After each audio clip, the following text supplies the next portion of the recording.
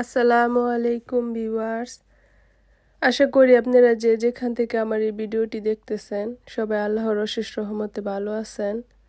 আজকে আপনাদের সাথে আমি দুপুর থেকে ভিডিওটা শেয়ার করব। দুপুরকে আমরা যেহেতু সকালে একটু ঘুমের থেকে দেরি করে উঠি, তো দেখা যায় যে সকালে হালকা পাতলা একটা নাস্তা করে দুপুরে রান্নাটা বসিয়ে দিই।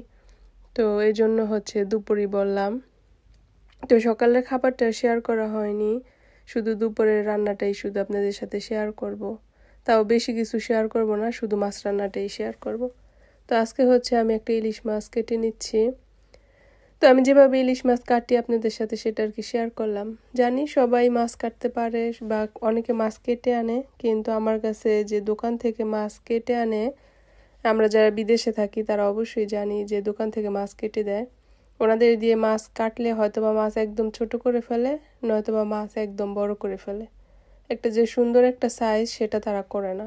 আর এমন করে সাইজ করবে মাছটা আর কি, এত বড় করবে এটা আপনি 2 টুকরা করলেও ছোট হয়ে যাবে, আবার 1 টুকরা রাখলেও অনেক বড় হয়ে যাবে। তো আর কি এজন্য আর কি নিজে আমি আবার ইলিশ মাছটা কেটে ফ্রিজে রেখে খেতে পারি না। ওটা ইলিশ মাছ কেটে রাখলে নাকি শুটকির মতো হয়ে যায়। তো এই জন্য আমি আস্তে এনে ফ্রিজে রেখে দিই, যাতে করে আমার মাছটা একদম ফ্রেশ ফ্রেশ থাকে। এটা যদি 3 মাস পরও কেটে খাই তা তো কোনো সমস্যা হয় না, আমার কাছে মনে হয় ঘ্রাণ এবং স্বাদ দুইটা একই থাকে। তো এই জন্য আমি একটা করে মাছ বের করি, আর যখন রান্না করার হয় তখন কেটে একদম রান্না করে ফেলি। তো সব সময় চাকু দিয়ে কাটা হয়, কিন্তু এখন যখন থেকে আমি ইউটিউবিং করা শুরু করছি তখন থেকে আর কি মাছ আমি এই যে বটি দিয়ে কাটতে আমার কাছে খুব বেশি ভালো লাগে, আর আপনাদের সাথে শেয়ার করতে খুব ভালো লাগে। মাঝে মাঝে অনেক আপুরা কমেন্ট করে যে মাছ কাটা দেখলে নাকি ওনাদের মায়ের কথা মনে পড়ে যায়, ছোটবেলায় ওনার মারা এমন করে মাছ কাটতো।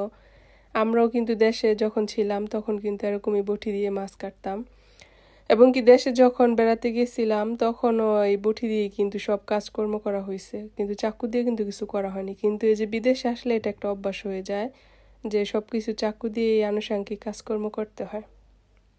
তো আমার এই ভিডিওটা এতক্ষণ পর্যন্ত যারা আমাকে দেখতেছেন তারা অবশ্যই মনে করে একটা লাইক দিয়ে দিবেন, কারণ অনেকেই আমাকে লাইক দিতে ভুলে যান। এজন্য মনে করিয়ে দিলাম যে একটা লাইক দিয়ে তারপর ভিডিওটি দেখা শুরু করবেন, তারপরে কমেন্ট করে, তারপরে ফুল ওয়াচ করে তারপরে দেখে যাবেন। আমি আশা করি আমার প্রত্যেকটা ভিউয়ার্স আমাকে খুব ভালোবাসা দিয়ে ভিডিওটা দেখেন, আর সবার প্রতি অনেক অনেক বেশি ভালোবাসা রইল। আজকে আমি এই ইলিশ মাছটা না ভেজে কষিয়ে রান্না করব, আর এটা জালি কুমড়ো দিয়ে রান্না করব। তো আমি জানি না কে কে এরকম জালি কুমড়ো দিয়ে ইলিশ মাছ রান্না করে খেয়েছেন। তো কমেন্ট করে জানাবেন যে কার কার এমন ইলিশ মাছ জালি দিয়ে রান্না করে খেতে ভালো লাগে। তো আমার মাছের মাত্র কয় পিস হয়েছে, 4 পিস, আর একটা 5টা 6 পিস হয়েছে। তো ইলিশ মাছ তো মাথা কাটলেই সেটা দেখতে যাই, যতই বড় দেখা যাক না কে অতটা কিন্তু আর বড় থাকে না, টুকরা কিন্তু বেশি হয় না যত বড় মাছই হোক না কে। তো আমার মাছটাও যেহেতু ছোটই ছিল, মিডিয়াম সাইজ ছিল, তো আমারটাও তো অত বেশি আর টুকরা হবে না। আর আমরা 2 জন মানুষ খাবো, আর তাও তো অনেক টুকরা হয়েছে। যাক আলহামদুলিল্লাহ, এটাতেই আলহামদুলিল্লাহ।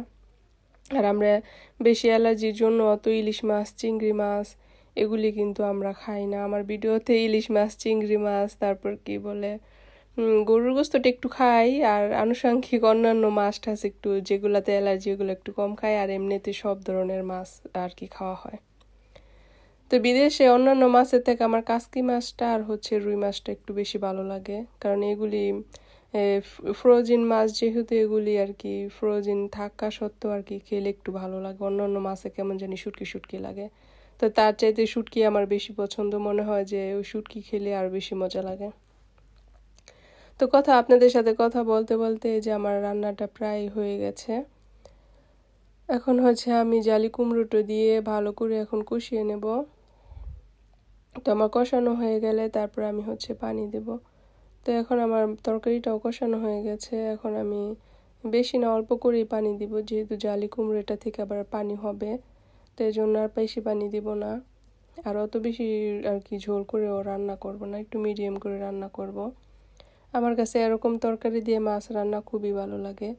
আর আমরা যেহেতু, আমি তো বলি সব সময়, যেহেতু লাল মরিচের গুঁড়োটা খাই না, আমার তরকারিটা একটু সাদা সাদা থাকে। এমনি তো আবার যেই ধনিয়া, জিরা আর হলুদটা খাই, এটাও আমি একটু কম খাই।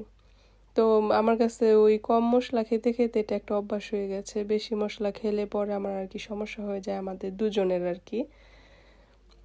এই জন্য সবসময় কম মশলার এই তরকারি আর কি এরকম একটু সাদামাটা খাই, কিন্তু স্বাদ কিন্তু ভালোই থাকে। এখন পর্যন্ত কেউ খেয়ে বলেনি যে মরিচ ফাঁকি দাও না, এই জন্য তোমার তরকারি মজা কম। কিন্তু আমি কাঁচা মরিচ কিন্তু যথেষ্ট পরিমাণে দেই। আমার তরকারি কিন্তু জাল থাকে, কিন্তু কাঁচা মরিচের জাল, যার কারণে খারাপ লাগে না। তো আমার রান্নাটা শেষ। এখন আমি এই যে আমার আনুষঙ্গিক যা আছে এগুলি সব এখন আমি ধুয়ে একদম ক্লিয়ার করে নেব। আর আমার ভিডিওটা যদি আপনাদের কাছে ভালো লাগে তাহলে অবশ্যই আমার পাশে থাকবেন আর সাবস্ক্রাইব করে দিবেন। আল্লাহ হাফেজ।